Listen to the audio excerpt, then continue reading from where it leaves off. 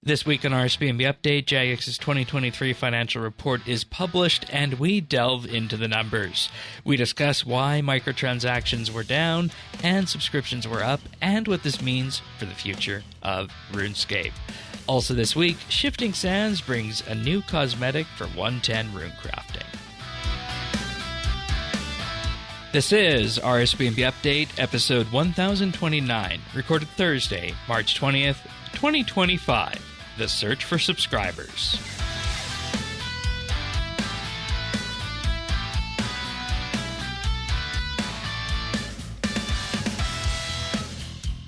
Hello, everybody, and welcome back to another episode of RSBANDB Update. This week, we were anticipating that this week would be just a week where we'd sit down and talk about the new Shifting Sands event, but no. We have further surprises in relation to things, I'll just say, that are tangential to the new CEO, Mod North, that we talked about a couple of weeks back. And what we're going to be talking about this week, in addition to that new time-limited event, is Jagex's 2023 financials.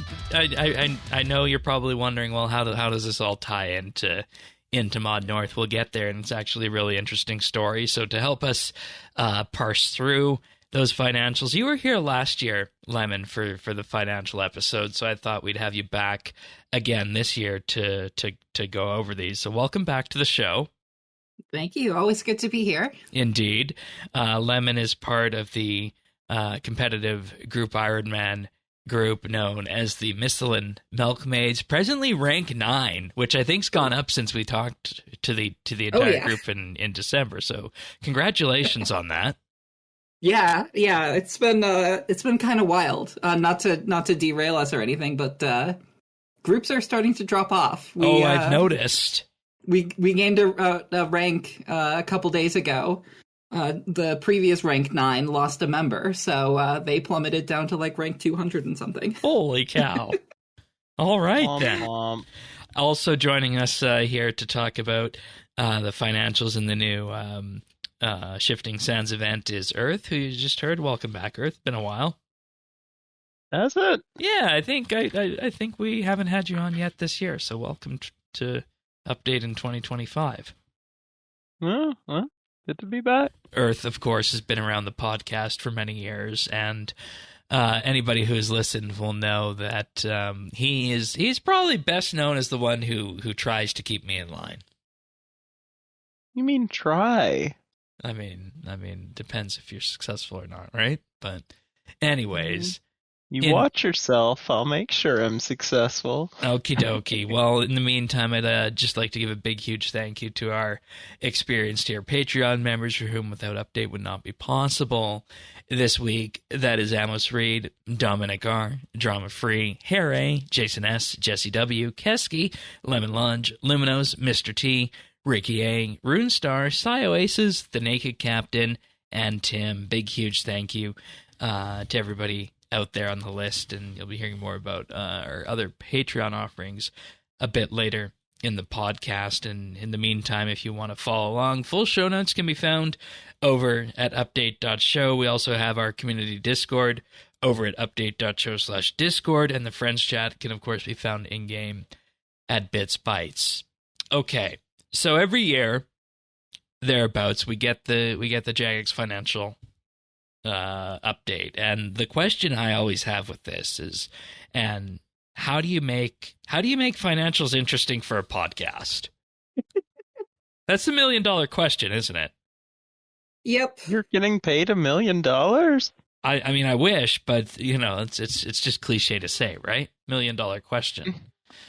I don't think the Patreon is bringing in that kind of money yet. No, if it was, we'd be off to a different country at this point in time. All right, start selling your feet pics, Shane. Whoa. No.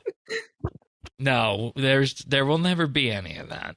There will never be anything like that. Anyways, if I'll start with you, Lemon. If you were to highlight one thing from the financials this year, what would you say stood out to you and maybe was something that would interest the general player base? I think that the 2023 was kind of not really that big. I don't think a lot of really significant things happened in 2023, but I think it's laid the foundation for where we are now in 2025 with Mod North coming on board, as you mentioned earlier, which we'll get into. Yeah, and we were wondering what that connection was going to be, and I think that's here right now. And I guess to bring this back to last year's episode on this very thing, Earth. If you look at 2023 from where we were, do you have anything that jumps out at you that is bleeding to be talked about? Well, not really, but I did notice that we were right a year ago that they made a mistake on the I forgot about that. Yeah, I did They not. transposed the two countries, didn't they? Or Yeah, regions. I don't remember exactly what it was, but we were right, and they corrected it. So Yep. maybe they corrected it because they listened to us. Because I remember talking about that. Although, if We anybody did from the something. audit team is listening to this, give us a shout. I'd love to talk. And what would you like to ask them about in particular? All Well, sorts they of have to pay all a sorts of fee things they up can't tell me. front, and then we can tell them what we want. What would you say, Lemon? There's all sorts of things I would Okay. love to ask. They're not. They legally can't tell us. No, of course, and that's why we're left to figure this out. And Wildly speculate. one thing I think that does come up with this is that people will probably ask, well, why are you a month and a bit into 2025 talking about 2023? Because they are notoriously late on these, aren't they? In terms of when They are. when they Yeah, post them. at least over the past few years. I don't know what their release schedule was like. Like 5 years ago or whatever. They were normally in and around by August or September of the Okay. of the next year. Yeah. So Yeah, it's certainly late to be getting the 2023 financials quarter of the way through 2025. So yeah. Well, let's just go into some They're of the... not publicly. No, it's not a publicly traded, traded though, company. So they're I don't no, think- they're not. They're going to be still requirements for audit completion date based on either bank agreements or I don't know what the particulars with requirements for companies. There's of certain basically a sizes law within in the UK that the says UK. that if you're a company of a certain size, you need to have all the information that you find in this document public by a certain time. Oh, okay. Yeah.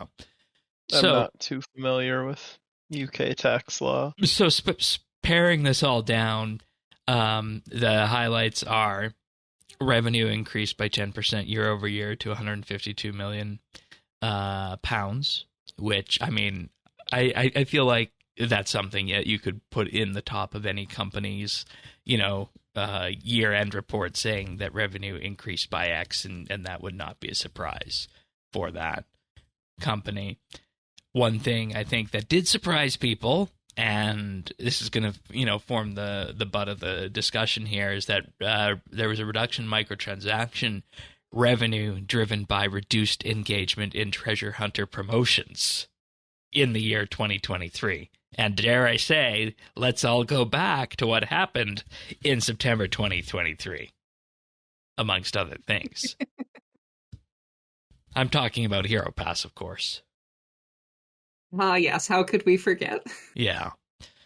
74% of Jagex revenue comes from membership subscriptions, which I think is a very interesting number once we start going a little bit deeper into the full report. And they have 2.3 million total subscribers, which is unchanged from 22, and 1.2 million average daily subscribers, which they called a plus 100K increase since 2022.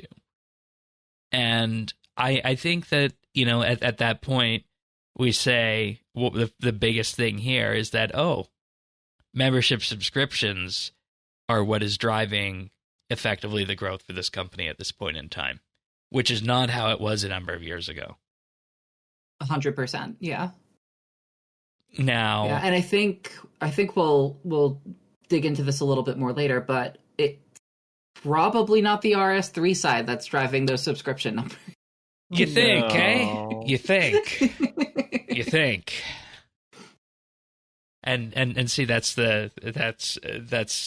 exactly what we need to do. We exactly need to, look down this list of the content that came out that year and ask, could any of it have been RS3 in particular? But Now, Shane, for those of us who don't have these memorized, when was the last increase in membership subscription cost? I think it was June of 24.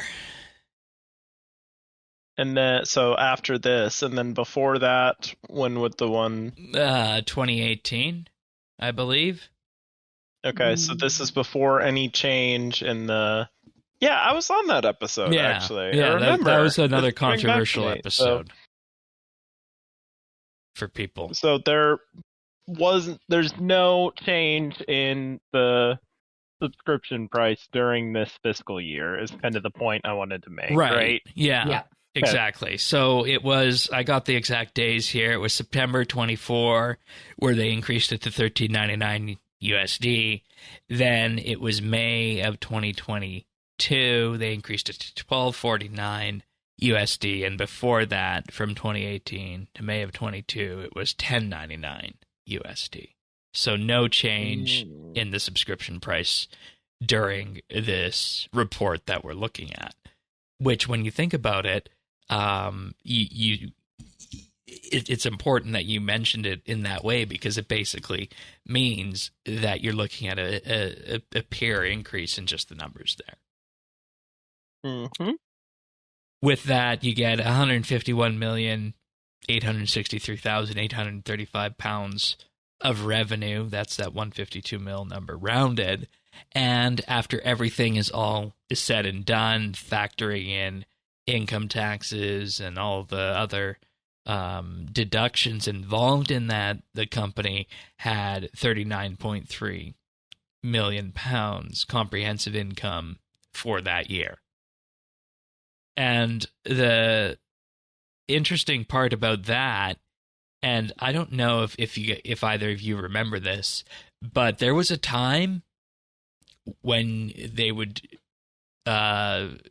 publish these reports where they only had to the effect of like 1.4 million pounds on hand cash at the time. Oh, really? Yeah. And this was back in the day, of course, when they were still struggling with bots, and they were still, in effect, trying to effectively build a model that would allow the company to continue to see money flowing in. So I know that we're not in that position now, but when you look at it from where they were at one point to the point that it was a company that was almost at risk of losing money year over year, it is a complete turnaround in terms of how they've been able to, in effect, just bring the money in for, dare I say it, the corporate overlords and now CVC. So, Canadian Broadcasting Corporation? CVC. Charlie Victor Charlie. Oh. Charlie Victor Charlie, not Charlie Bravo Charlie. Anyways, 112 million pounds of subscription revenue, up from 102 million. And that's really what this discussion, I think, on this episode comes down to, is that increase in subscription revenue from, I think, primarily the old school side. Am I wrong to say that it could not be RS3? Yeah, there's no way it's ours. There may have been a non-zero amount of RS3, but I mean, it's not a significant amount. I'm just pulling up the misplaced items website. Yeah, and that is something that goes into this entire effort of analyzing what happened here, because the interesting bit is that microtransaction revenue is at 28.4 million, down from 32.4 on there. Now, with that, I also want to say, factoring in that discussion about microtransactions and subscriptions over this year, they saw a 9% increase in daily average users, a 9.5% increase in subscription revenue, and that 12% decrease in microtransaction revenue. And when you fast forward from the end of year 2023 to where we are now at the end of effectively, just putting in the corporate calendar here for 2024, this jives a lot with what Mod North had to say in his intro that he did when he introduced himself to the community a couple of weeks ago, I think. Yeah, no, definitely. I agree with that. Basically, I think what we see here, and we'll go through some of the updates that were in 2023 for that,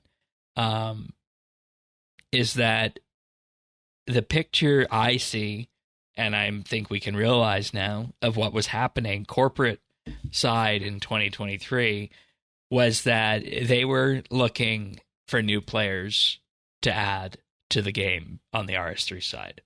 And we saw that with onboarding content like Fort 4 and 3, necromancy as a way of effectively making combat easier and getting people onto the combat plank with that, because as the mid-year corporate numbers would have shown, microtransaction revenue is going down. And if you average that out, it's going down over £1 million per quarter. And with that, you're questioning then, okay, what is RS3, the RS3 side of it, looking at it from the game that this podcast is about, what is that game going to be doing about it? And that's why you try Fort 4 and 3, that's why you try necromancy, and then you also at that point start looking at other areas where you can bring in different types of monetization revenue through things like the dreaded Hero Pass, dare I say it. And we all know what happened there with that. Everyone loved it, and it was fun. I mean, there were aspects of it that we liked. But is that we or royal we, Shane? Decline to answer. Got it. Me and the people around the podcast, I'll say. Decline to answer. No, that is the answer on that. So this is the picture, is that 2023, they're looking at ways of increasing monetization revenue. Hero Pass comes out, doesn't work. And then now, again, we see a realization of what Mod North had to say in his Q&A intro, is that the RS3 financial model isn't sustainable. I was wondering what that was about, and here we are. Here's the answer with the financials here this week that we have now. Do you agree with that, Lemon? Like, I feel like the dots just connected themselves here. Yeah, it's been Reddit. I'm gonna talk about Reddit for a second. Reddit has this long, ongoing narrative of, the game is dying, the game is dying, the game is dying. This is not what a dying game looks like. But that aside, right, the player count has been decreasing. You can look at the misplaced items. You can see there are bumps where it goes up, but the trend has been downwards for RS3 over many years. I think since archaeology, basically. Yeah. And that was a strange time, shall we say. So we've had fewer players. We've had a tightening of the screws in terms of, more frequent treasure hunter promotions, more powerful treasure hunter promotions, more gimmicky treasure hunter promotions. To the point that some of them are just, outright monetization mini games. Yeah, it's why it's always very strange when people describe what treasure hunter is like to me because I don't engage with it at all. But yeah, and so like I maintain, sorry to No, go ahead. jump in on this, but I maintain that a lot of the promotions that are out there are just so confusing that I don't even want to try and click through them and figure out what they're about. Sure. Anyways. Yeah, but button to Scard and get augments. I think it's pretty clear that they had planned a 1-2 punch, midway through 2023 with the release of Necromancy and then the release of the Hero Pass. Try out some new in quotation, right, methods for monetization. It's the Hero Pass was just a new spin on the Yak track, right? But with more powerful gameplay buffs. That was the main thing people didn't like. Yeah, I mean, I don't know. They weren't. I'm not going to defend them, but also like they weren't that bad. No, but also like thank you, because that's what I was kind of getting to earlier. Is that the buffs? I think were some of the more interesting things for me. Yeah, I think it's totally fair to say that they would be the thin end of a wedge. But I do think that on the whole, I think the Hero Pass was better than the Yak track. Granted, I'm not from a money I'm not perspective, a player who engages with them. I think that taken holistically, because one of the things that I think got lumped in with the outrage for the Hero Pass was the removal of the daily challenges. Right. Which is it's one of those things that kind of needs to be addressed at some point. Yeah, because it's basically, 3 laps in whatever skill you choose at that point. It is a huge source of XP coming into the game. It is. As well as like they were removing the daily challenges, they removed the treasure hunter keys that come with them. People, I don't think, really appreciate how many free keys are sloshing around in the game, which really changes the value of purchased keys, right? Where because there are so many that you get for free over the course of the game, not on any individual player, the rewards have to be balanced around that, not necessarily on, the 450 key packages or whatever the size is. We'll just count like how many quests we have in game, right? And then you multiply that number by 2, and any account will get that amount of keys throughout their account progression. Yeah, and we have 3 per day if you're a member with Premier? Yep.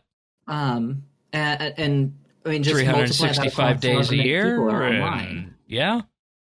I don't know what the total active player count for RS3 is, but this time in terms of like peak concurrent players, we're looking at like 20,000, probably total active player basis, maybe 10 times that.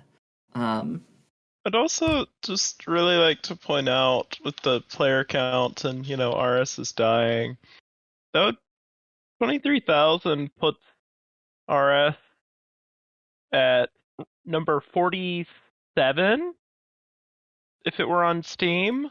Yes. Which is where Skyrim is.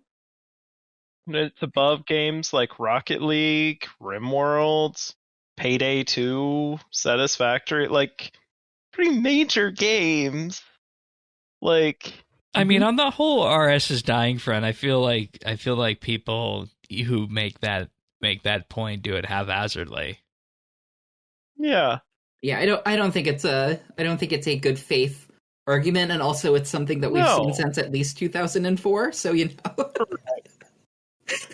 I was just at RuneFest. RS is not dying. Yeah, I mean, you look at the. I understand that not everybody is necessarily happy with the particular updates in any given quarter or year or whatever, but dying games don't get this sort of update. No, and like Thaxi was I saying, want to be mad. and like Thaxi was saying last week, Stop it. you look at certain other MMOs out there, they're in effectively maintenance mode now, and their devs don't even play the game. Right. So Right. So to bring this back around, we had 1-2 punch of Necromancy Hero Pass to sort of bring in new players, try out a new monetization scheme, which did not work. The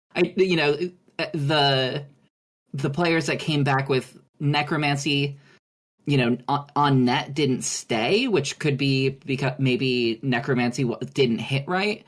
I think a lot of it is Hero Pass related. yeah, I'd agree with that, because you look at past skill launches, archaeology, invention, divination, and you look at each one of those, you basically have a piece of tentpole content that is going to bring people in and be a rallying point around to keep people playing with the game. And it wasn't even it was exactly 3 weeks after Necromancy that they did the Hero Pass swoop in on that.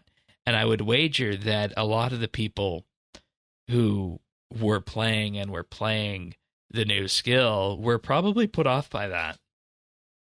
Yeah. So yeah. And this I think leads to that wider discussion of what were the updates in 2023, and you collated these for us, Lemon. The Death Cost rework, Fort 4 and 3 and its storyline, the removal of Wilderness Threat, the Fractured Staff, and Anime Dead rework. I forgot about that one. That one was supposed to be contentious, but I don't know. Max Cash rework, the Woodcutter's Grove, as well as the new woodcutting system stuff that enabled 110 woodcutting, Necromancy, Hero Pass, Vorkath, the Christmas Village, and the Black Party Hat. Now, my question is, if you look at this list here, which of these are the tentpole pieces of content aside from Necromancy? And the answer is none of them. Vorkath could have been. You'd say none of them are pitching a tent for you, Shane? I would say Vorkath should have been. Yeah, I would agree with that. But notedly, it's a bit of a mess of a boss that needs some TLC still.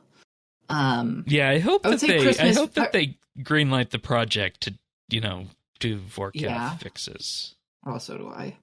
I think the Christmas Village, genuinely, for a particular type of player, that was the content. reboot point, if I must say so myself, for that. Yeah. I mean, this kicked off they sort of overcorrected with these seasonal hubs, right? Then in 2024 they had to sort of scrap some of what they had planned here, but the Christmas Village, I think, sort of came out of nowhere and was a lot better than what people had anticipated. Yeah. Yeah. Because that was also the start of when they brought Mod Marcos in as EP, and effectively what I have been told is that they basically upended the entire development process for RS3. Yeah. To basically do it how old school does it without the polls, effectively, is where we're at with that. I mean, it seems to be working over on their end for the most part, so. Yeah. That's a matter of opinion. That's a matter of opinion, I'll say, in relation to certain pieces of content. But we can look at some of the old school updates that came that year as well, since that I think would be fair to do, and not just look at RS3 in a vacuum. Secrets of the North, the Wilderness Boss rework, Bounty Hunter re-release, Forestry, Desert Treasure 2, Deadman Mode Apocalypse, The Path of Glaufrey, everyone's favorite gnome quest, and Leagues 4 Trailblazer. Yeah. Did people hate that quest?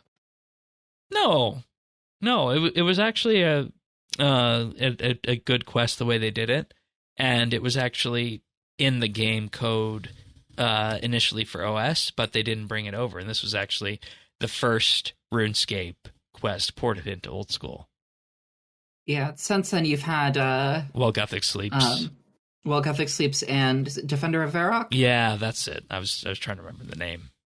Yeah, interesting, but we won't derail the conversation with that. Looking at the OS side, I don't necessarily know how impactful things like the Wilderness Boss rework are, but I think like things like Desert Treasure 2 was massive. Yeah, as was Secrets of the North. Secrets of the North the quest that came with the Muspa? Yes. Yeah. Okay. Yeah. Because effectively there what you have two paths of Zaro Seat type storylines. You have the path that they're doing with Secrets of the North that leads to their version of Ritual of Majorat. Then you also have the Desert Majorat path that ended with Desert Treasure 2, and the idea is eventually to bring the two of those together in their own unique way without effectively redoing Ritual of Majorat. Yeah. But the other thing, of course, is Leagues 4. Then this was at a time when we actually just started the old school show with Leagues 4. Is that we saw this up front from even the people who were watching the show.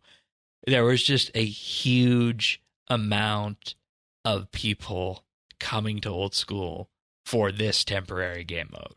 So you factor all that in with Forestry and then the Path of Glowfree and then all the quests involved in that.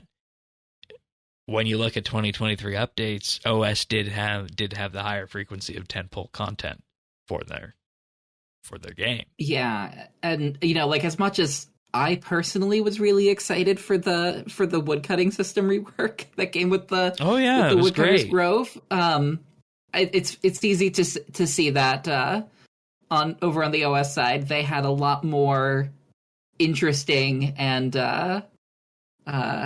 content to get excited for. Right, and that's effectively what got me playing old school at around that time in early 2023, is that I was seeing the content there that was interesting compared to what was being added on RS3 at the time. And it almost feels right now that if you compare the two keynotes that we had a couple of weeks ago, it almost feels as though that the tables have turned, and now RS3 is doing the interesting content every few months or so. Yeah. But also go ahead. I wonder, Shane, on the old school side, because obviously things over there are pulled. Yeah. So like Varlamore didn't release until 2024. Correct. But all of the conversations about what is Varlamore going to look like were happening in 2023. Do you think that has an impact on, like a building momentum over there?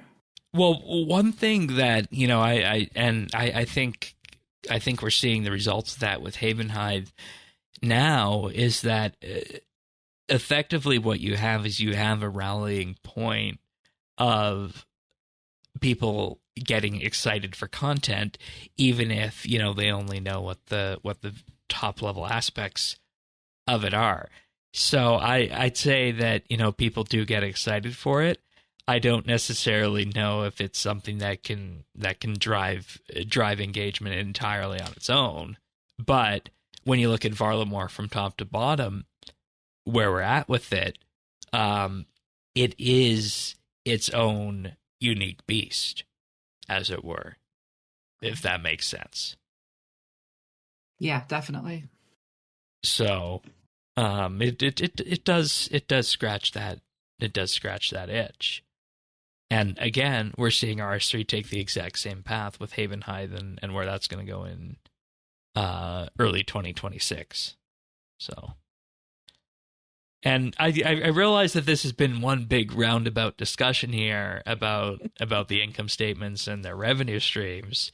But what it comes down to at the end of the day is the search for new subscribers. Mm-hmm. And I think with everything we've highlighted, that would be number three. Three. Yeah. Yeah. With everything that we've highlighted here, it's Old School that was providing those subscribers. Yeah, 100%. And as a result of that, that is exactly what the story of this financial statement is that the company is looking for new subscribers. Old School has been able to deliver them. They need something that is going to be more sustainable on the RS3 side, hence the push to try and do Old School centric style content for RS3. And I think that's the end of the theory right there. Yeah. I think you're right. I mean, I realize that it sounds a little bit weird on the surface, and we were wondering why the keynote at RuneFest sounded so Old School like, but the answer's right there. And the question is, with everything that's been announced, will there be people who will take out a sub to play RS3, even if it's just to try leagues? That's the $1 million question here. And if that doesn't work, then I don't know. Maybe they got to pull something else out of their pants. I mean, their hat. So, I realized the reference there was hat, not pants. But in any case, should I do a Patreon ad right now since the both of you apparently are losing it? Yeah, no, that feels like a good point for a Patreon read. Speaking of pulling things out of your pants, pull out your wallet. This week, I'd like to thank Alvaro L., Amos Reed, Arvids L., Brayton K., Chilbura, Dominic R., Drama Free, Duramax, Gila Fleur, Harry, Jade Gizmo, Jason S., Jesse W., Kesky, Lemon Lodge, Luminos, Mongraph, Mr. T., Pernasius, Ricky A., Robbie D., Runestar, Samuel FL, Scott DS, Shirt Pants, Psy Oasis, The Naked Captain, The Dabbing Goat, Tim, Ukulele Steve, Woody, Zant, and Zazakon. Big, huge thank you, everybody, for supporting us. It means the world to us. If you want to learn more about what we have on offer at Patreon, you can head on over to patreon.com/RSBNB. There, you can subscribe for as little as $1 a month, and in doing so, you'll be helping, of course, build RSBNB Update. And with that, you'll also gain access to an entire back catalog of monthly bits, as we call them, or the bonus show each and every month. We just put one out today about the Q&A for RuneFest, so everybody who's a Patreon member had the ability to ask questions, and we collated those and did a questions episode on what the RuneFest experience was like. So if you want to hear that perspective and hear some of the stuff that we talked about with various JMods, subscribe, patreon.com/RSBNB, and give that a listen to just learn a little bit more about RuneFest and what the event was like this year. But we also do have the VIP tier available at $3 a month, where you'll get a VIP rank on Discord, including chat channel access, I mentioned on the podcast at the start of the month, and high quality stereo versions of the show in addition to everything else.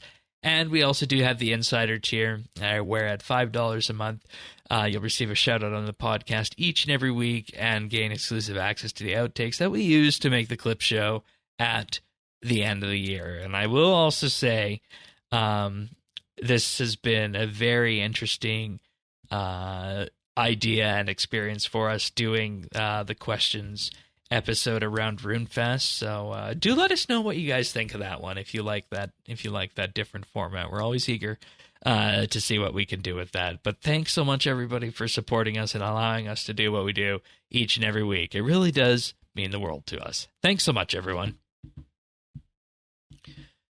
All right. So bringing this back to solid ground here. It's clear that the game going forward is to look for new subscribers and find a sustainable monetization model for RS3. That's what Mod North said. Is there anything else in terms of the income statement and revenue streams for Jagex that we want to mention right now before we move on to some other bits and bobs from the report? I think we're good to move on to some of the other bits and bobs. All right. So one thing that I think is a very interesting thing, and this is buried in one of the pages here in the report. I don't have the exact number on it, but it's about how certain types of revenue are recognized. And effectively what this means is that revenue that comes from Treasure Hunter is different than something that might come from a cosmetic direct purchase. So what exactly does this mean, and how can that be, Lemon? I'm going to go to you on this. How can you have something like Treasure Hunter and a cosmetic direct purchase, yet they say they're different? Yeah, so this goes back to one of the big accounting changes in, I don't know, maybe the past 10 years or so. Revenue recognition. This is note 1 on the financial statements. It's a big note that talks about all the basic accounting principles and things like that. The gist of it is that revenue is recognized either over time or at a point depending on when a service is when a service or a good is transferred. So to look at subscription revenue, if you have a monthly or an annual subscription, that revenue is recognized over time. So, let's just say every month, a portion of your 12-month membership is recognized. In theory, you could do it more discreetly than a month, but I don't know why anybody would. In terms of the microtransaction stuff, it gets a little bit more in the weeds. So the stuff on Solomon's General Store are all classified as durable items. So your things like your cosmetics, your bank boosters, your keepsake keys, all that sort of stuff are durable, which means that they're recognized over a period of time. The period that they use is the average lifetime of an account. Let's just say, for the sake of discussion, that's I don't know. The number that they use is not disclosed in the footnote. But let's just say it's over the course of 5 years. Yeah, I think that's a fair number. I was going to say 3 to 5. Yeah, so you purchase a new replica of the Zamorak God trimmed rune armor on Solomon's General Store, and that's, I don't know what the actual price is. Let's just say it's $20. That $20, that purchase, in terms of revenue on the financial statements, is going to be recognized over the course of the next 5 years.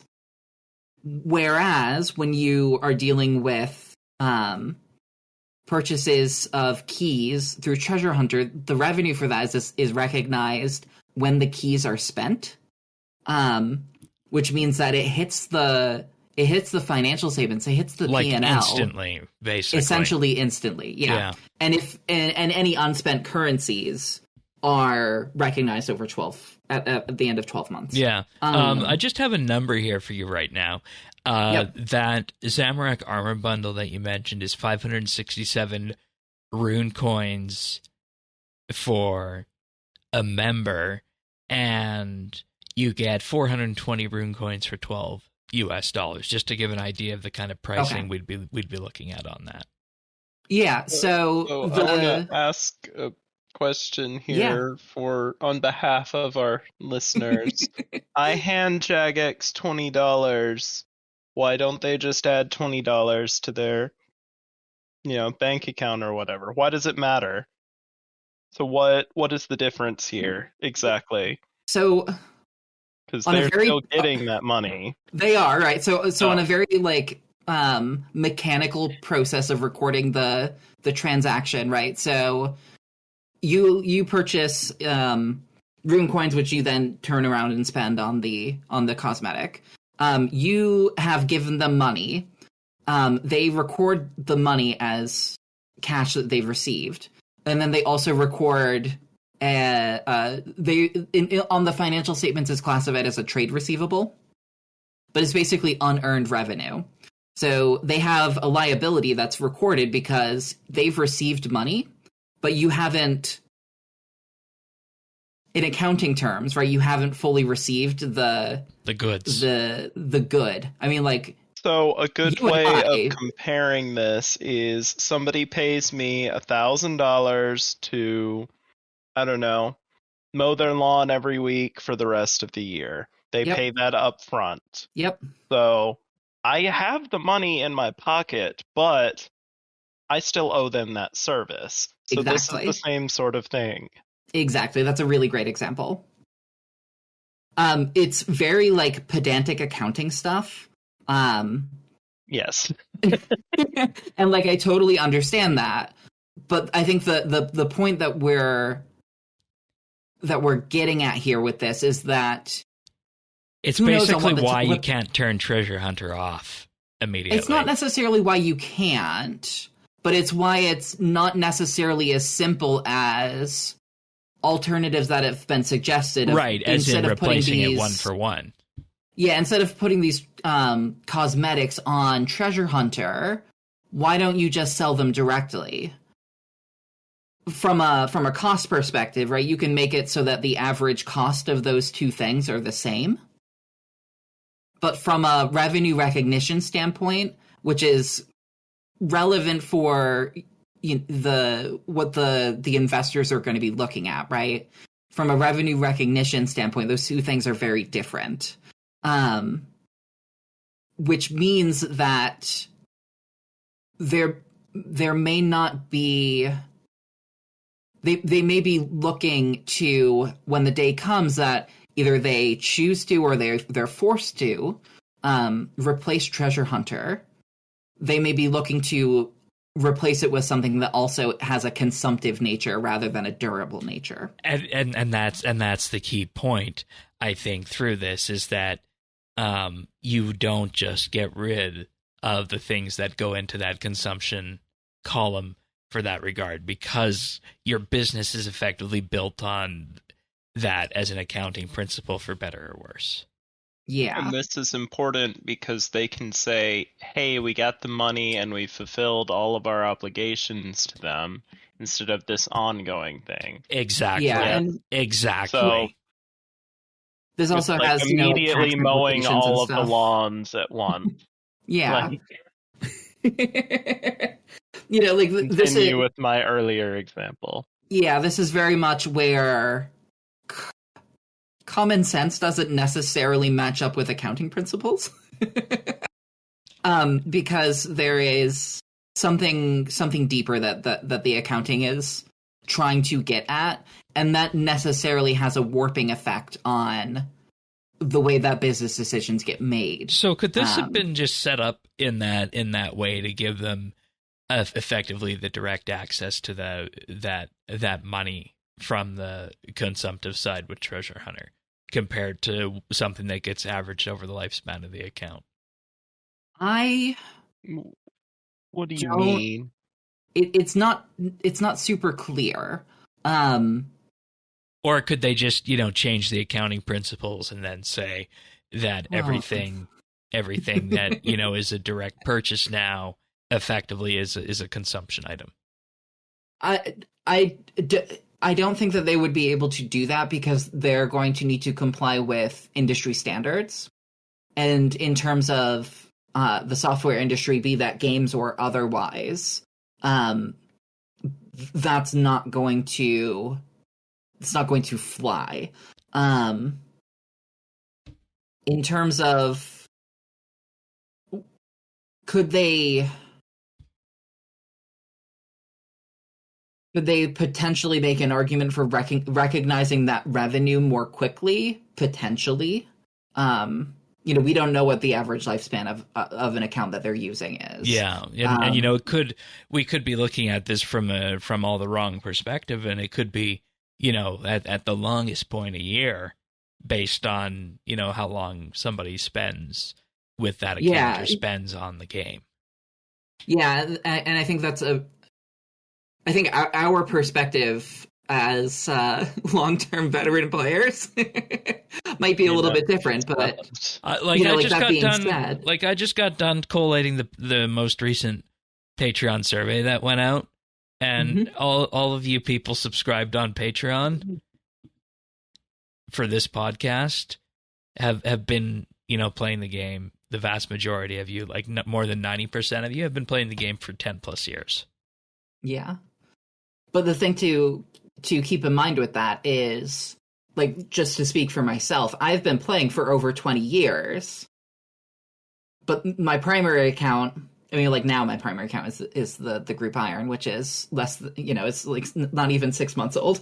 Prior to that, it was my Iron, which now is, 10 years old. So the player may remain, but the account may transition. So there's a discrepancy there. So anyway, I think there's probably enough time spent on that little musing. Yeah, but and the reason I wanted to kind of hone in on that is because you would think that, well, it's money that's going into the Jagex company at the end of the day, whether I buy treasure hunter keys, membership subscriptions, or a cosmetic item. But from an accounting perspective, all three of those are inherently different. Yeah. So that was the main thing there with that, and kind of a bit of a look into what makes treasure hunter difficult, I think, based on what we have here. So. And it is interesting because it's hard to think about because it's pixels. Like, I mean, somebody pays me $1,000 to mow their yard for the next year. Like, that's a very obvious transaction. Like, I owe them something very clear, but I mean, it you can't hold this. It's not tangible. Right. So I feel like it's more just a pedantic thought exercise. That is a lot of what accounting is. Correct. Especially when it comes to games and whatnot, right? Yeah. So, another interesting bit, I think, specifically for the Reddit community, is that customer feedback is included in their monthly board reporting. Yes. There are certainly people within the broader community who don't believe that the complaints that are lodged by the player base fall on deaf ears and go nowhere. I think also those types of people probably are the types of people who are also not going to believe the things that are being said on the show right now. A legal document like this, but and or that we're being corporate shills here, and the reality of it is that we're just looking to get to the bottom of it to get a better picture of where the company is at the end of 23 going into 24. Yeah, but the short of it is just that, as I think most of us would expect, customer feedback is something that gets summarized as part of the reports that the board of directors receives on a monthly basis. Yeah. As well as, a description of, like, what are the plans to address these concerns. So can we then, really just double down on the tinfoil hat conspiracy theory side of it right now? God. And go to a line that was in this document that says Jagex attempts to pass, and it's a bit of a different language here, but they basically say they attempt to prevent from giving any price increases to the consumers as a company policy, but competition in the industry is occasionally a barrier to that. That's another thing that we go to for the tinfoil hats. Yeah, let me read this directly. Where possible, the company attempts... I should probably not hold the paper between me and the microphone.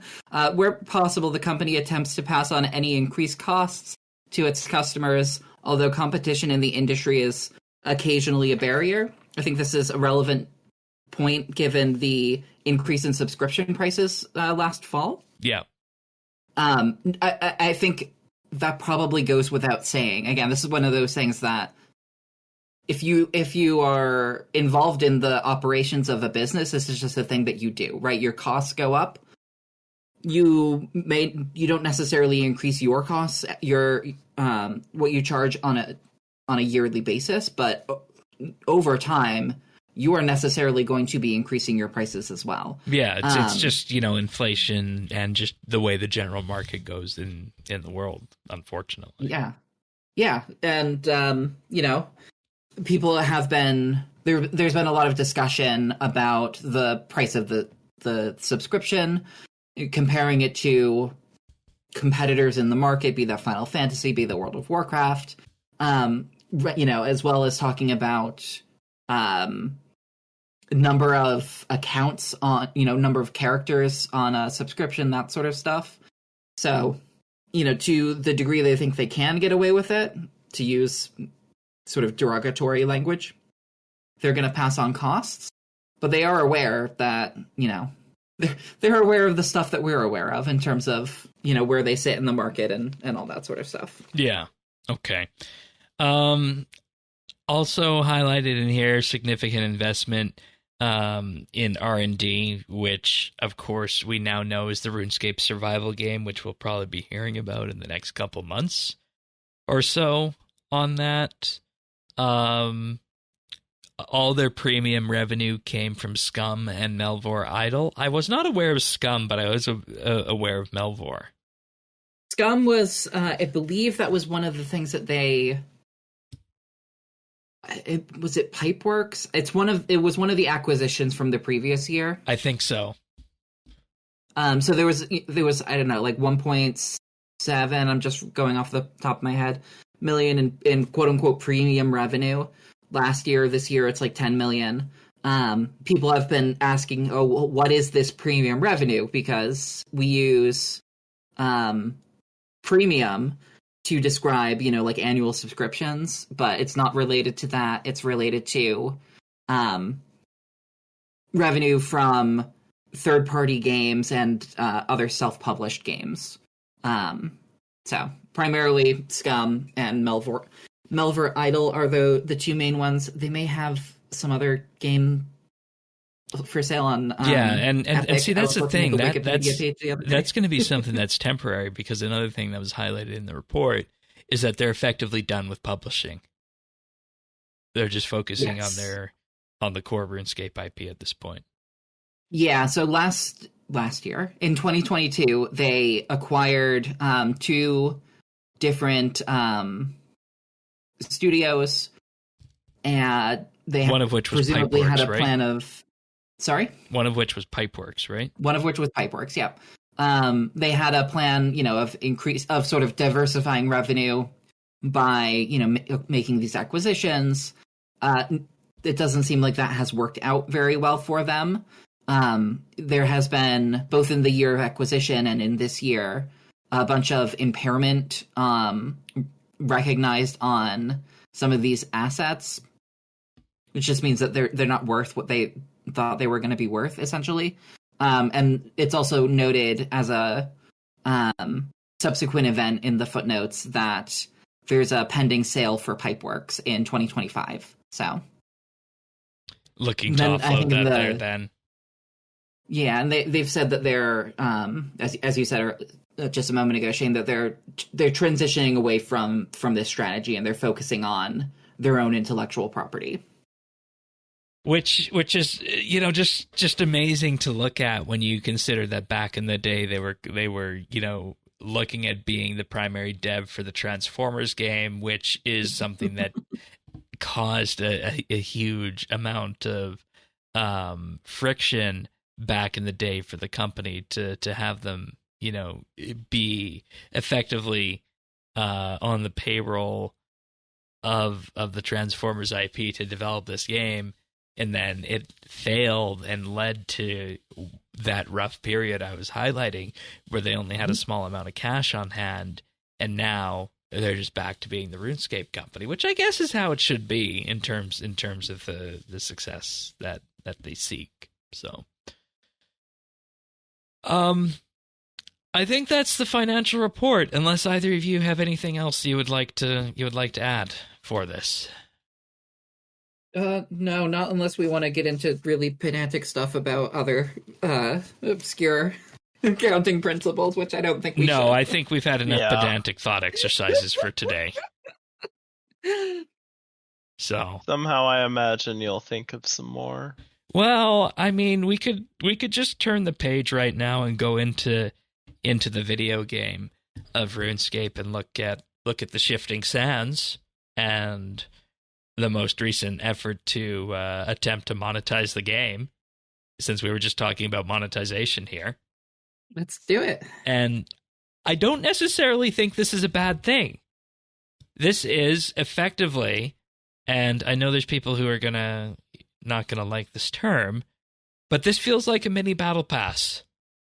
Effectively, what happens with this is that as you train skills in-game with specifically, you get a boost from training runecrafting, you will get 20,000 sand. And as you get the sand, you, at the end of it, complete the new Time Mage outfit to go with the Time Runes and the Time Altar that came out with 110 runecrafting. And it is my hope that looking at this cosmetic event, that it's successful enough that they can do more of these. Because if they can do more of these, as we just finished talking about, that's another revenue stream that they can lean on. Yeah, so the way that they're going about monetizing this, right? Because you accumulate the sand, the currency for the event, while you are just training skills, killing stuff. You get extra if you're training runecrafting.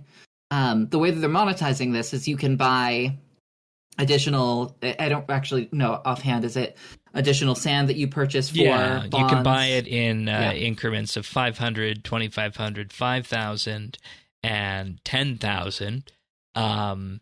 If you want to go for 10,000, that's 2 bonds worth. So effectively 4 bonds to just, complete the event. Right, and this is running for 2 weeks, I think. So, if you are impatient and you just want it now, or you get to the end and you didn't quite get enough, that's how they're monetizing this. Which I think is, I think this is an inoffensive way to do it, personally. Yeah. And you get the old event mystery boxes too, as you progress through these. These are something that we cannot get on our group Iron Man characters. We cannot get the mystery boxes there for that. Right.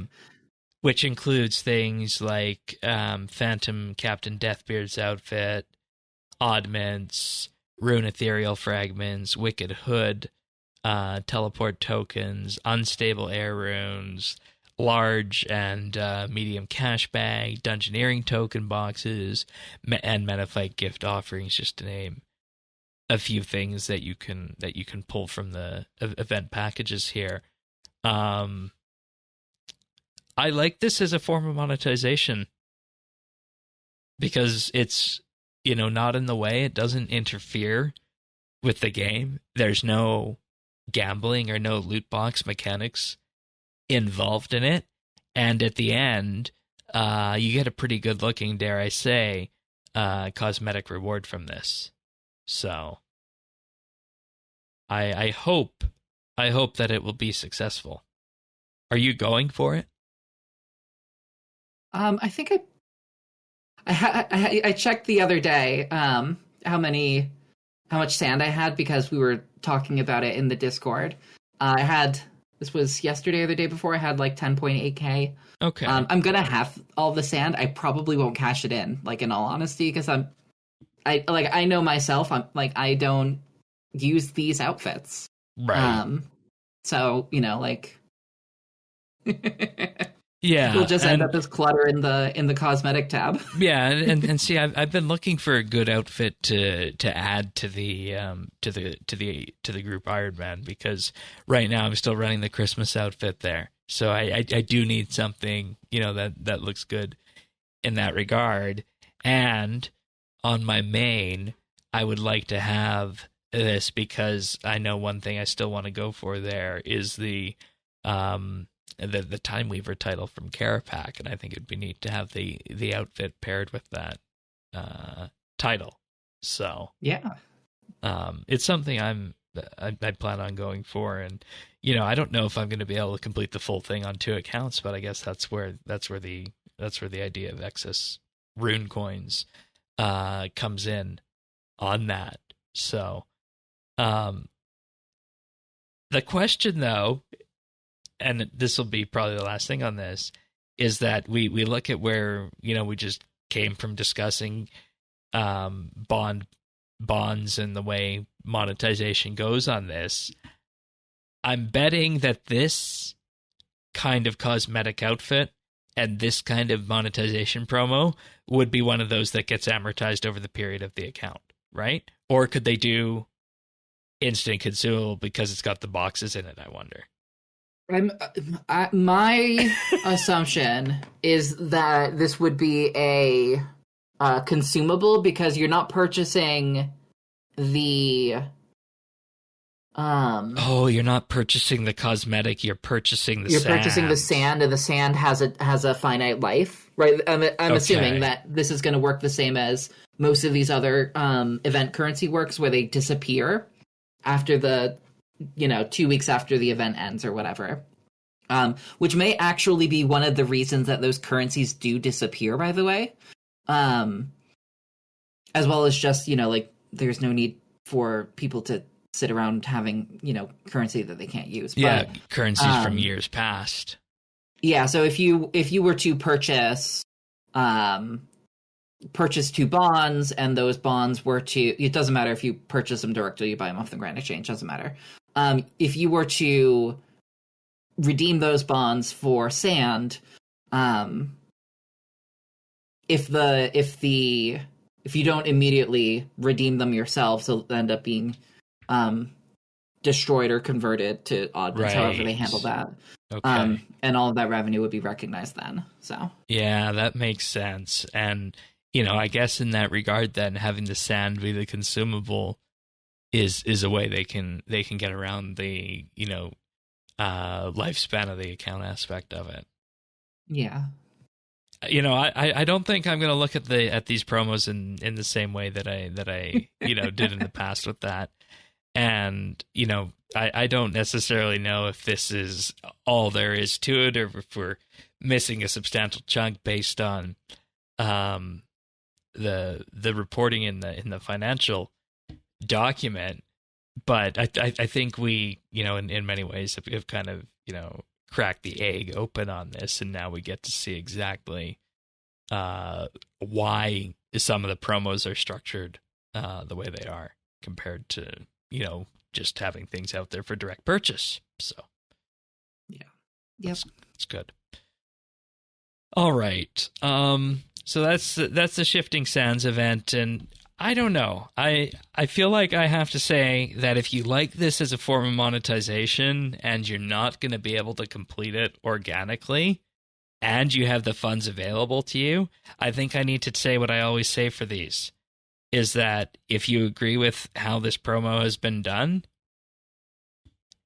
and you have the ability to do it either, through bonds or real world money, then you should probably signal to Jagex in such a way that you're in that boat by buying from this promo if you're not able to complete it organically. I don't typically say that, but I feel like that's something I have to say given everything we talked about on the episode here. So, all right. Let's go over some patch notes for the week, because we do have a few of those. And I guess we have to say at this point, rest in peace, Astral Runecrafting altar? ? Yep. No longer benefits from the Abyss buffs. Yeah. So just quickly on this, since the Abyss, I actually don't know which came first off the top of my head. If the Abyss came first or if the Astral altar came first. Either way. That's a good question. I think since the dawn of time. Since the dawn of time, the way that because this is the Abyss buff, is one that predates all of the modern systems, right? This is prior to the buff bar, prior to, like an established way that these things would be handled. It applies a buff to you when you enter an altar through the Abyss, right? You take the portal. Yeah, Abyss That was buff June lasts on your 2005, character by the way. 2005. Oh my god. The buff lasts for a minute, or at least it did last for a minute. And what you would do is you would teleport to the Abyss, go through an arbitrary portal into an altar, craft runes there since you're already there, and then you would go and you'd use either Wicked Hood teleports or you'd use Abyss Astral teleport tabs from the RuneSpan reward shop. And then you would get the increased experience for crafting astral runes. But nobody did that when it was just crafting astral runes for additional experience. People started doing that when the threads, the ethereal threads, mystical threads? When the threads we'll were just introduced. say threads. When the threads were magical threads, when the threads were introduced, this was the fastest way to get threads, because you don't have to go through any transition zones. Those transition zones would normally clear the buff, if I'm remembering correctly. Yeah. That's exactly so it. You have this long hanging thing where it's like it's an unintended interaction, but it wasn't really something that was worth fixing. But it did until become suddenly, worth exploiting. Until suddenly when threads people are wanted the threads. Yeah, So- threads are 4 mil a pop or whatever they were. Good God. And this was by far the fastest way to get threads. And so they fixed it, quote unquote, by clearing the buff properly. So it's unfortunate. So I guess the question at the end of the day on this, and we discussed this a bit last week, is that, how rare should these magical threads be, and what kind of value should they hold? Because they've continued to have gone up since last week. Current G price is 1.2 mil.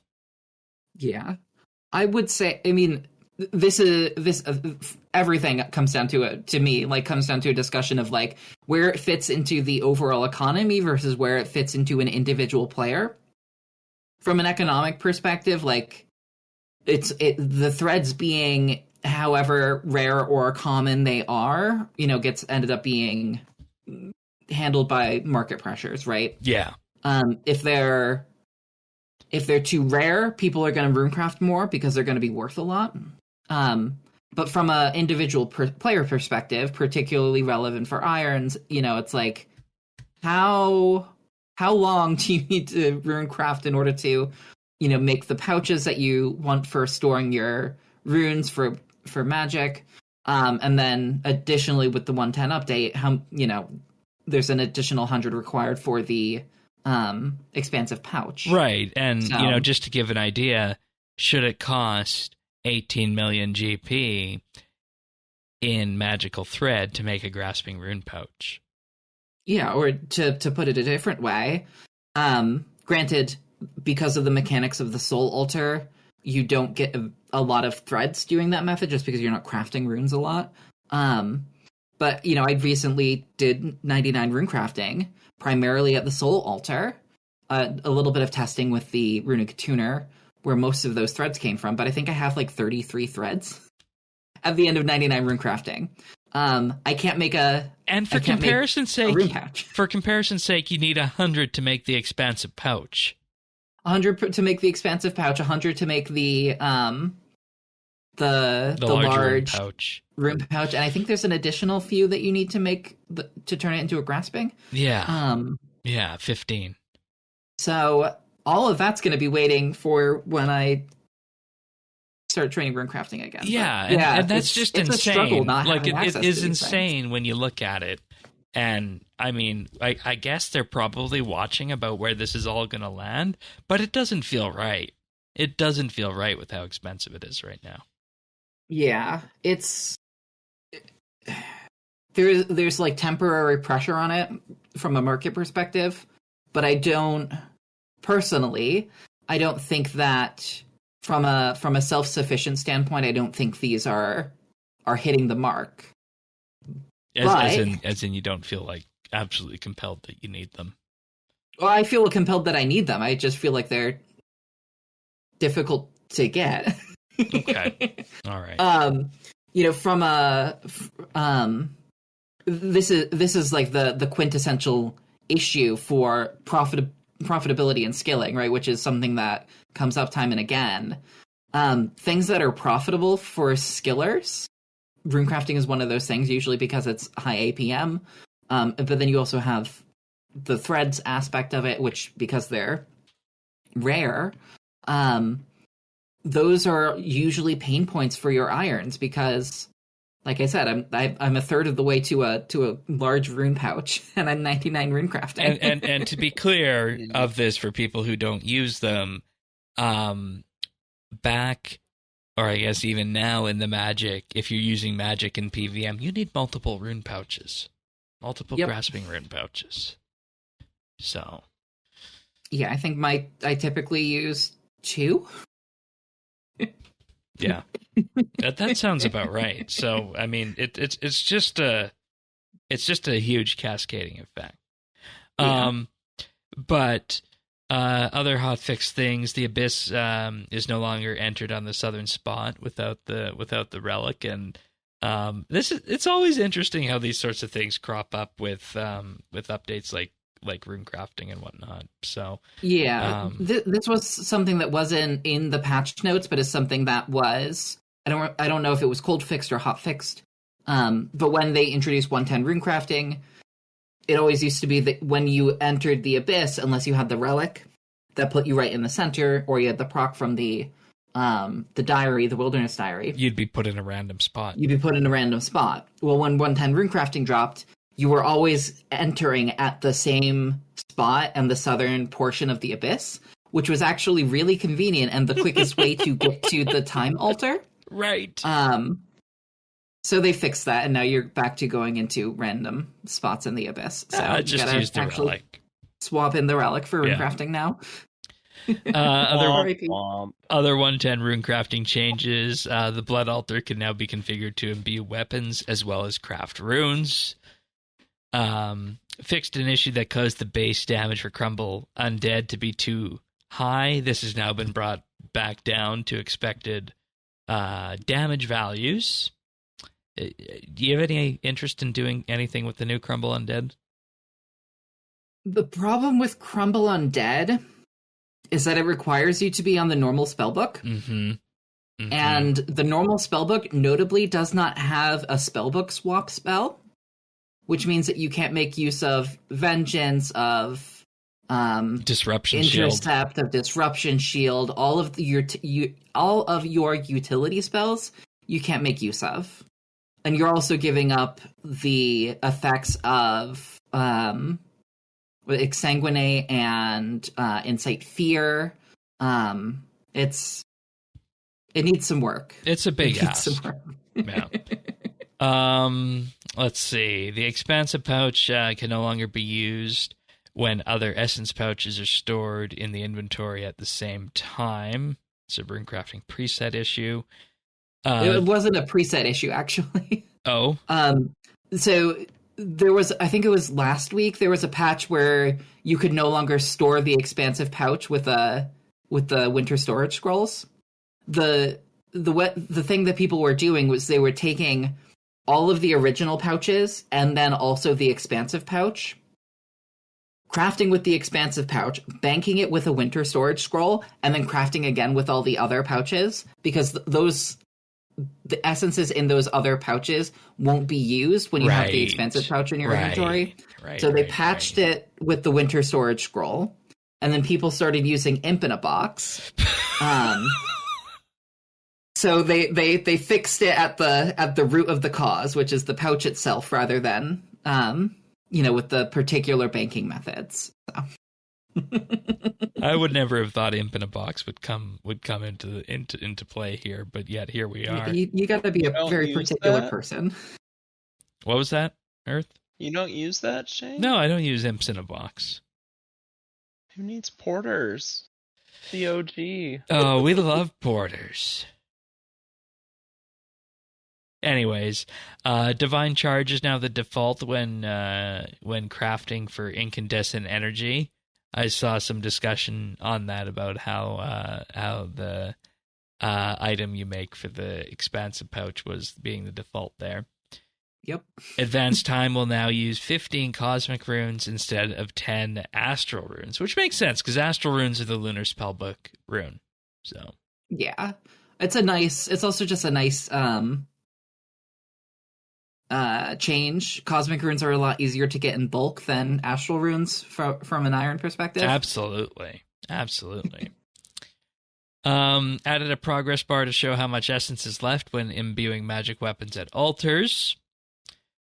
Also, a change has gone in for the holiday event reward shops, and the reason this is important is because from April 14th, the Blooming Burrow will be back, and now there's a new way to preview all of the cosmetic items that come from these shops, and this was courtesy of Maud Luma, who had been working on getting these into the game. So yeah, really nice, really nice. Yeah, because I don't know about the rest of you, but when it comes to figuring out what holiday items you're missing and actually previewing them without going into the wardrobe, that was always a pain point. So it's going to be nice to have that in line before Blooming Burrow arrives next month. Continuing on with that, updated reward shops across the game to display more detailed previews.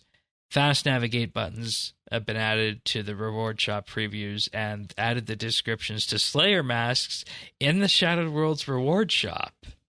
Okay. Generally, removed the health overlay when participating in Dominion Tower on mobile to save screen space. I don't know who would be doing Dominion Tower on mobile, but here we are. I mean, I know it's a pain. It's a pain. I really don't like that piece of content, but I'm so thankful I'm done with it. Oh, same. I have already put a moratorium out there that I don't see myself doing that on the group iron.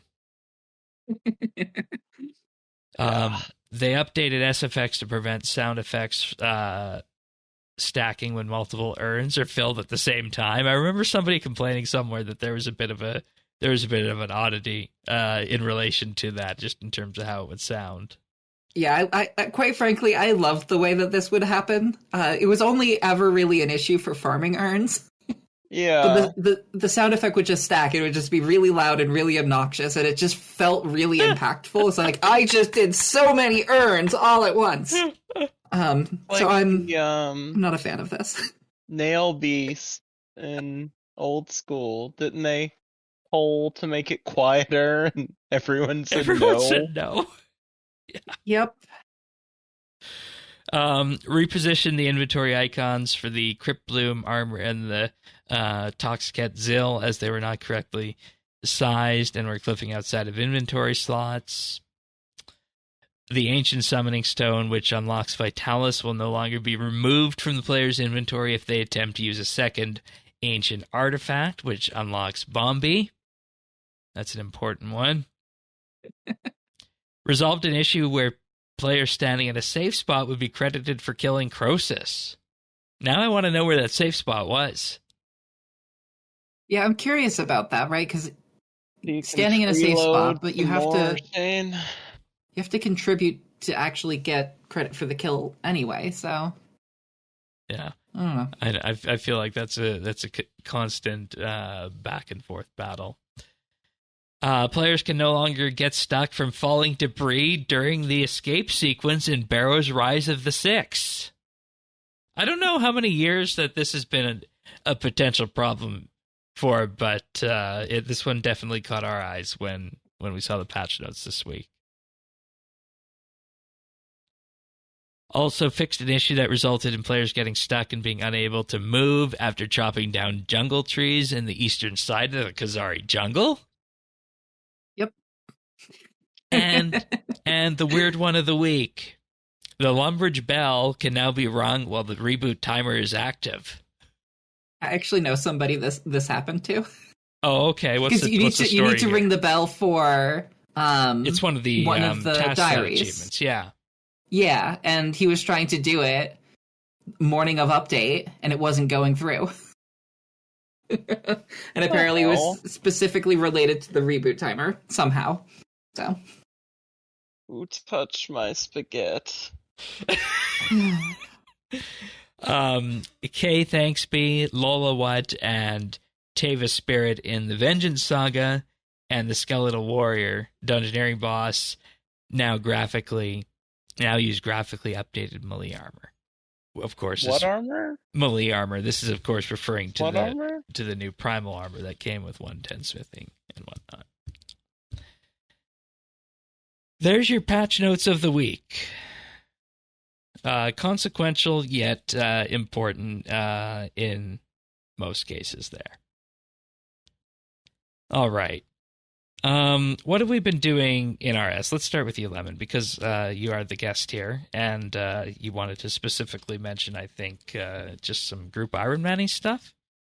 Yeah. So during pre-show, I maxed on the group iron. I was kind of surprised that I managed to pull it out at the last. I was not expecting to get this done until tomorrow, so that's nice. My last 99 was Magic in classic form. Really?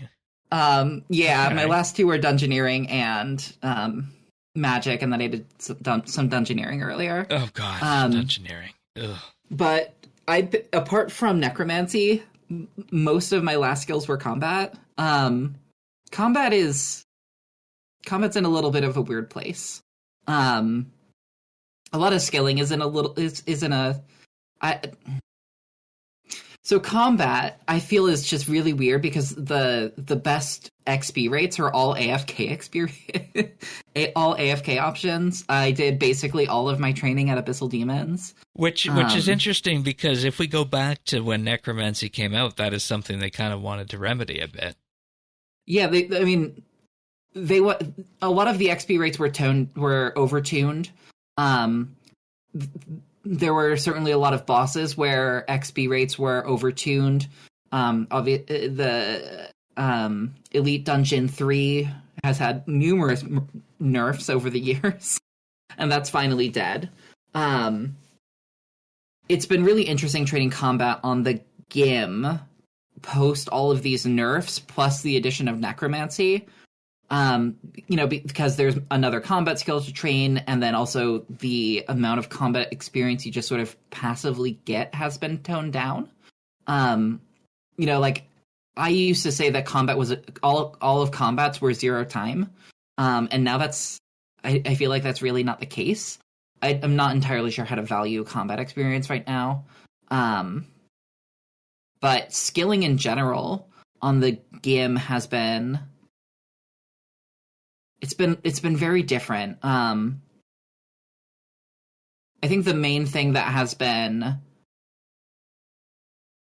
amazing and frustrating for me is the Scripture of Elidinus, which is just hilariously overpowered. Yeah, and see, after our Gate of Elidinus episode, I looked at that, and my internal discussion with myself and some of our group members was that, do I make my first big goal either Prif or unlocking the gate because of just how much XP you can get from that scripture?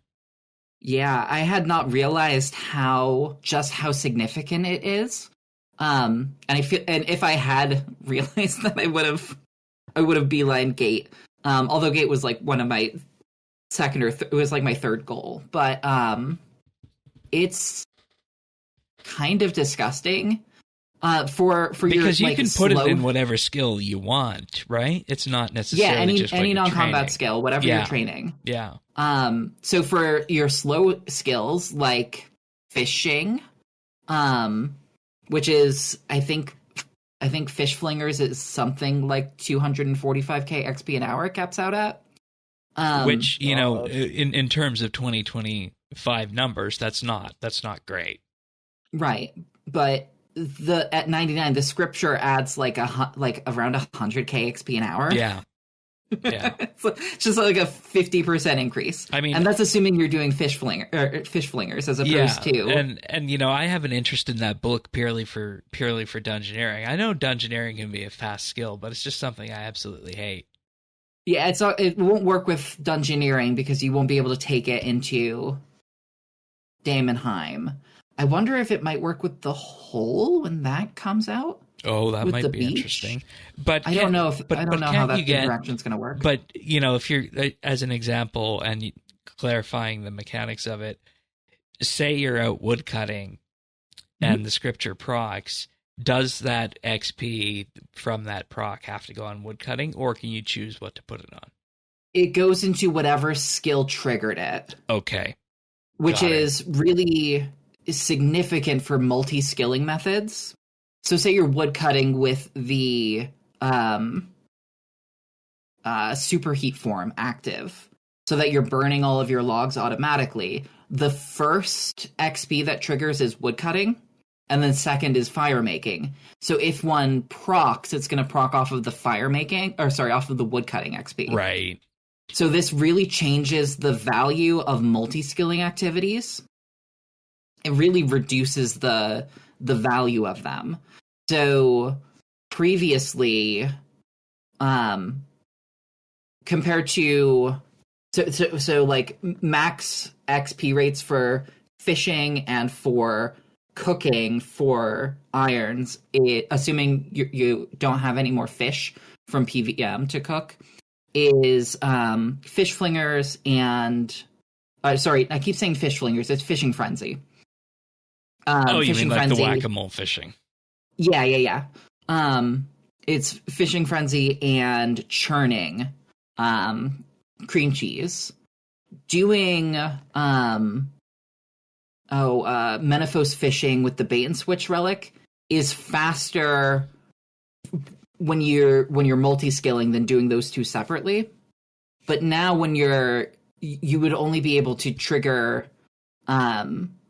the scripture procs for fishing and not also for cooking. You wouldn't be able to double dip on them. Right. So that actually might change the value of doing those two skills separately as opposed to doing them together, which I think is a shame because I really think that multi-skilling methods are like really cool and wonderful. But it's just so much experience. It's so much experience, and it has an outsized effect on the slowest skills. Right? It's not like you're not just getting like a percentage increase. You know, for like a fast skill like Hunter, you know, you're getting like a 10% increase, which already is massive, right? Yeah, if you think about your skilling outfits, those are 5 or 6%. And the thing with this is, I don't think people truly appreciated what this was going to be like when it came out and was added to the game. Yeah, and to take it one step further, if you have brawlers from Brawling Gloves, from wilderness events, or from killing, like I have been doing, abyssal demons in the wilderness, you can use the Brawling Gloves on those XP drops. So Brawling Gloves give plus 50% XP, or plus 75% XP, if you have the Infernal Puzzle Box. So, if at 99, if you get one of the scripture procs that gives you like a 12k XP drop, well, suddenly you're getting an extra 75% of that on top. And it's just wild. It's just crazy. Absolutely wild. It's crazy. And, I again, like I said, I know that these books, when they come out, they're always, focused on the combat side of it. And we've had some that have been hits and some that have been misses. But maybe the fact that this thing is sitting, grand exchange value right now, 122 mil, that kind of speaks to what we need to know on that. Yeah, it's wild to me, right? This is by far and away the strongest reward that comes from Gate of Elodinis. And it's the second cheapest. Yeah, let's not talk about the Runica Tuner and Memory Dowser, shall we? Yeah, the Memory Dowser is overrated. What? The Runica Tuner and the Memory Dowser. That's such a silly name.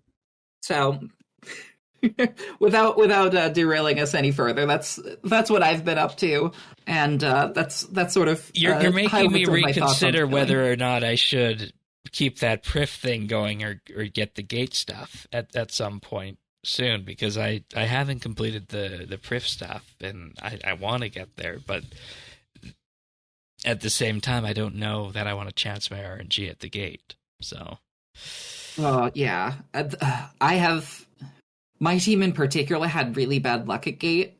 I did 490 odd kills and I got just won a tuner, and I got that at like 400 and something, I think. My teammate did 1,000. He got, I think he got our 3 scriptures, and he got one of the prayer books, but he didn't get anything else. Somebody else did a couple hundred, and then finally somebody came in and spooned the memory dowser. But it was like 2,000 total KC across the group. Oh my god! For us to get a dowser. Yeah, and we're not doing that. We're not doing. I know a number of people right now who are doing gate specifically for the dowser, and it's real rough. It's real rough. If you don't spoon that, it just drags on. But also, that being said, it's also extremely rewarding, just in terms of the experience. Yeah, and that's the other thing too. Out of that is that crafting skill boss. It's a method of training crafting that we kind of need. But yeah, if I were to start a new account right now, I would prioritize Gate over Prif in a heartbeat. And I think that makes sense, especially if you're not the herblore person and, just everything else that's associated around Prif. So yeah, I mean, the main benefit to Prif, in my view, is easy access to soft clay and to the pottery wheel. Right. For urns. Although I know but not even everybody then, you can have a couple of other steps in there. So yeah, but yeah. Congratulations on the maxing. The second account maxed, right? Third account maxed. My original account, I don't have access to it anymore, actually. But that was maxed back after Dungeoneering, I think, but before Divination. The Iron was maxed pre-Invention, I'm pretty sure. And now this one. This is obviously the fastest one that I've done. It's been... And that speaks a lot to the XP rates. Like 5 months? Yeah. I think. But, we did have you, and it was it Lactate or was it Trav that we had on? Lactate. What a bunch of names in the Misslin Milkmaids. Drizzly Lemon, Lactate, Milkman Flynn. Misslin what, Shane? Misslin Milkmaids, Lactate, Milkman Flynn, Ian Iron Milk, and Milkman Trav. Rank 9 right now. Well done. Yeah, it's been wonderful. Earth, anything you want to report RuneScape-wise? I've been doing some wood cutting on Old School. Oh, okay. That's about it. Are you going to check out the Sailing Alpha? Who? Are you going to check out the Sailing Alpha? Meh. Well, if you're in that same boat and you do want to hear about the sailing alpha, we will be discussing that this week on OSRS update.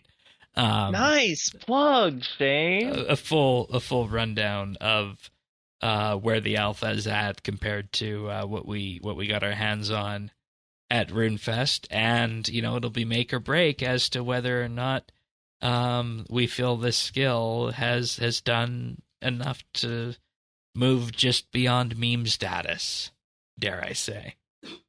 So, but as for me in game, this past week, I'll have to say that I did a bunch of runecrafting, got 110 runecrafting on the main, and I do plan on probably doing a bit of RuneSpan on the group Ironman to just work on the time mage outfit along the way, because that is something that I want to get there.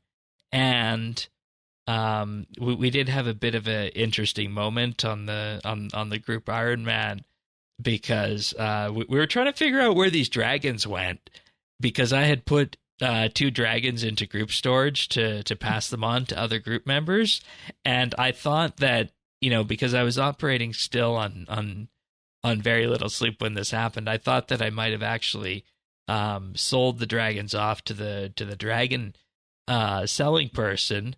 But as it actually turns out with that, it was actually Parnassius that just managed to swoop in right immediately after that and take them out of group storage, and we didn't figure out where they were till about 12 hours after the fact on that. I don't know if you've had any interactions like that in your group storage.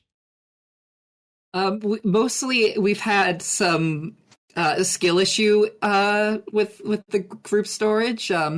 People put stuff in group storage and then they don't hit save and they close out of it. It's like, oh yeah, no, I put the noxious staff in group storage. It's like, it's not here. But no, we're done that. It is weird that you do need to rely on that save button that much. Yeah, it would be one of the things that is always going to be an issue, I think, with group storage. Is just like remembering to put things back. I'm guilty of this. We've all been guilty of this. You mean to put back the Grace of the Elves after you're done using it, and you forget, and then you went to bed, and somebody's like, "Oh, I can't train archaeology now because I don't have my goat." Yeah, but overall, it's been a really fun experience so far on that. It does feel weird having reached 99 farming again on another account, but hey, I mean that is why we do what we do. And I guess another interesting thing about this entire process is that I am now finally getting through the task board that I set myself in early January of tasks for the new year here, to the point where the only couple things left that I have to do on this board are Elemental Workshop and One Small Favor. No, One Small Favor is actually fine if you have all the items beforehand. Yeah, and then you know exactly where you're going for that. I had the pleasure also of doing Darkness of Hallowvale the other night, and the Haunted Mine. So, let's just say that those are some quests that we're glad that we only have to do once.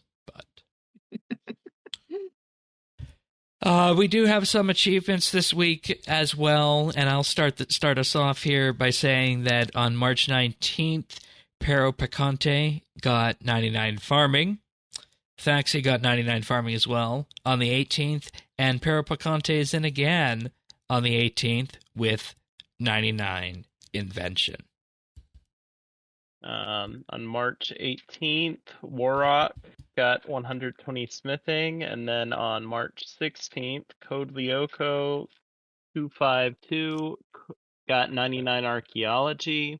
Could Happen got 200 mil magic experience, and power level 8999 got 99 attack. And then again on March 15th, we have Could Happen with 200 mil defense.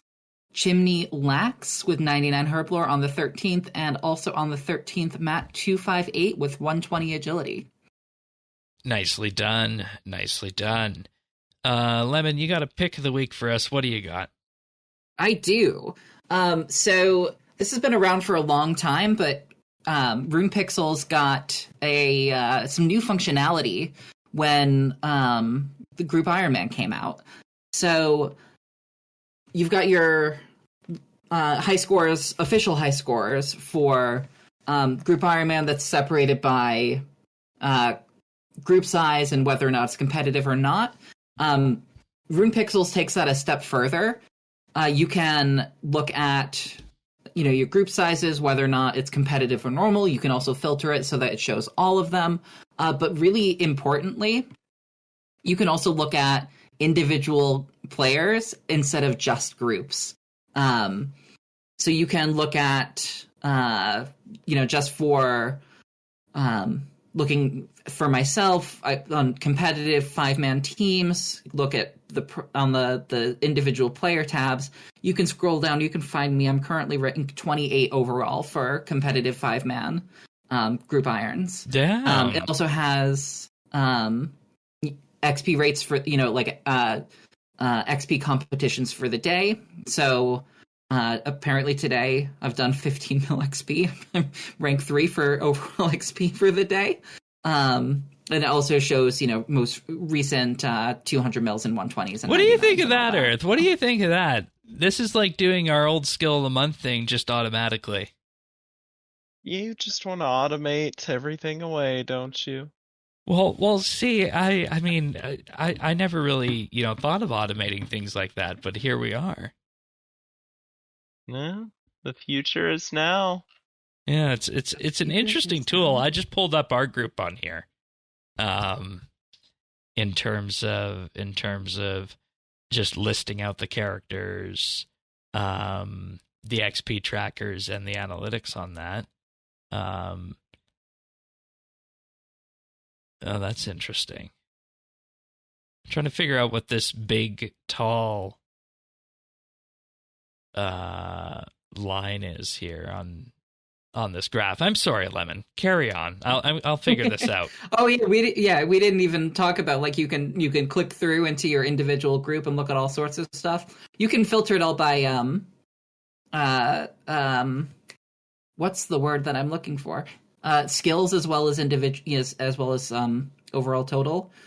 But yeah, you can click into your group and... Oh, I'm looking at the month of March in terms of this, and we had a banger day on March 15th. Excellent. A banger day. Yeah, we gained 10.5 million XP that day. Nice. All right. And a grand total of 10 cooking XP that day. Yeah, and there's all sorts of trackers and analytics if you go into your individual team. I think I see the graph that you were looking at. Yeah, the XP previously. analytics one. Yeah. That's wild. I hadn't looked at that before. It shows like activity, so I can look in here and see player activities. I can see who's been training what. I can see that my teammate Flynn got a Staff of Light drop earlier today. I can see all the Abyssal Whips that I've gotten from training on Abyssal Demons.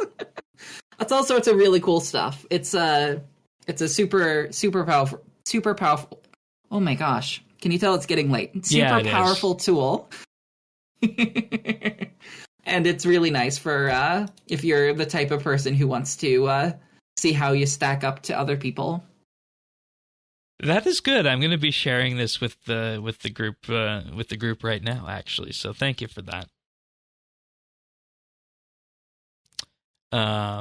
But all in all, I think we've done what we set out to do at the top of the show. Do either of you have anything else that you'd like to bring in or talk about before we go?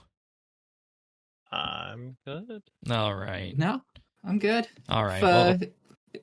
If anybody listening has a desire to talk accounting, come pop in the Discord and shoot me a message. Yeah, I think we did a lot of that at the top of the episode, and we probably nailed down a lot of things that people had no idea they wanted to know about that. So I understand if you've had enough of the accounting at this point, but of course, if you have deeper questions about any of the stuff that we talked about, do feel free to ask. Join the Discord. We'll all happily chat about that. Update.show/Discord for that. And I'll say, if you want the podcast delivered automatically to you each and every week when we publish, the best way to do that is to head on over to update.show/subscribe. We're on all the podcast listening services out there: Apple Podcasts, Spotify, Pocket Casts, and more, as well as YouTube at youtube.com/RSBANDB. But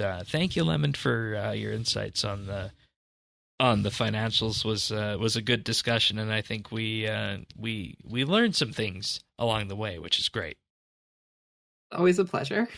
And of course, Earth as well. Always good having you on for the episodes involving these numbers. We set that trend a while back, a number of years ago, and it's just something I think that we have to continue with at this time. So thanks for being here as well. You're just saying you feel obligated to have me. No, not at all. Not at all. Wow. No, not at all. It's important to bring your perspectives in on that, and whether or not you find it from under the hat or from other places. It's a good discussion to have at the end of the day. But we'll be back next week for another episode of RSBANDB Update. See you then, everyone. Take care. Bye. Bye.